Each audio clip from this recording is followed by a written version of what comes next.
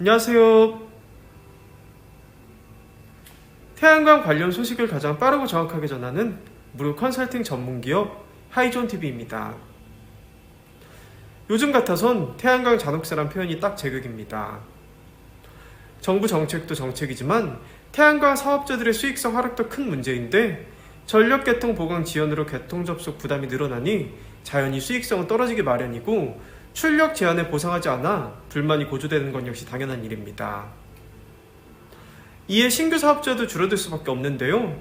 실제 신규 태양광 시설은 2020년 4.7GW를 고점으로 2021년 3.9GW, 2022년 3.3GW 순으로 감소했는데 한국에너지공단이 관련 통계를 분기 단위에서 연간 단위로 바꾼 탓에 아주 정확히는 알 수 없으나 지난해 신규 태양광 보급량은 약 2GW대로 줄어든 것으로 보입니다. 자꾸 이런 식이면 에너지 전환은 물 건너간 것과 다름없습니다. 기후위기 대응 역시 그저 말로는 떠드는 구두선에 지나지 않습니다. 더 늦기 전에 이러한 문제에 대응해야 하며 전력 당국의 에너지 정책도 개선돼야 합니다. 먼저 태양광 시설의 난개발을 예방하되 이격거리 규제를 대폭 완화함으로써 태양광의 시설 잠재량을 늘려야 합니다. 2020년 정부의 신재생에너지 백서에 따르면 태양광의 시장 잠재량은 369GW였습니다. 그러나 지난해 11월 감사원에 따르면 각 지자체별 이격거리 규제를 반영할 경우 태양광의 시장 잠재량은 84.5GW로 무려 77.1%가 줄어든다는 것입니다. 2022년 태양광 시설이 27GW 규모이니 새로 개발할 수 있는 것은 겨우 58GW에 불과합니다. 즉 이 정도라면 태양광 보급을 중지하자는 것이나 다름없습니다. 결국 태양광 시설의 시장 잠재량을 늘리기 위해서는 이격거리 규제 완화가 무엇보다 중요합니다. 그러나 거리 제한의 경우 주민 수용성 문제와 긴밀한 관계가 있어 정부가 적극적으로 나서줘야 합니다.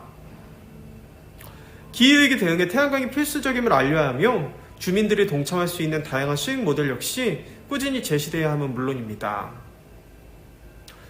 특히 재생에너지 출력 제한의 근거를 투명하게 하고 출력 제한이 불가피한 경우에는 사업자의 경제적 손실을 적절히 보상해야 합니다.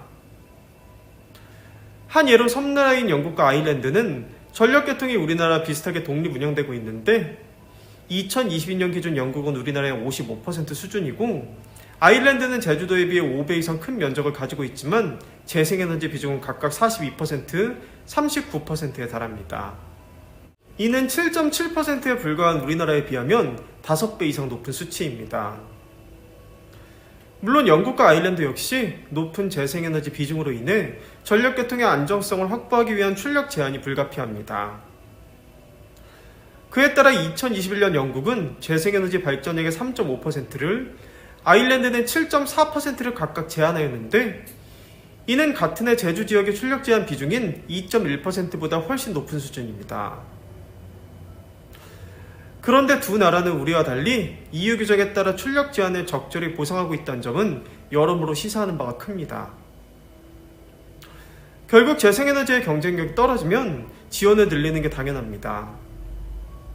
재생에너지 보급 목표를 늘려야 하는 것은 물론 재생에너지의 기술적 제약을 보완할 유연성 자원이나 예비력 등을 확대해야 하고 중앙집중적 전력수급 계획 역시 분산형으로 전환해야 합니다. 재생에너지에 대한 지원을 축소하는 것은 시장 내 경쟁력이 높아진 이후에도 늦지 않습니다. 현재 전 세계가 기후위기 대응을 위해 재생에너지로의 전환에 사활을 걸고 있는 마당에 유독 우리나라만 시대의 흐름과 거꾸로 가고 있습니다. 지금까지 영상이 도움이 되셨다면 구독과 좋아요, 알림 설정, 선한 격려 응원의 댓글까지 꼭 부탁드리겠습니다. 구독과 좋아요는 영상 제작에 큰 힘이 됩니다. 그럼 다음 시간에 더 좋은 정보로 다시 찾아뵙겠습니다. 감사합니다.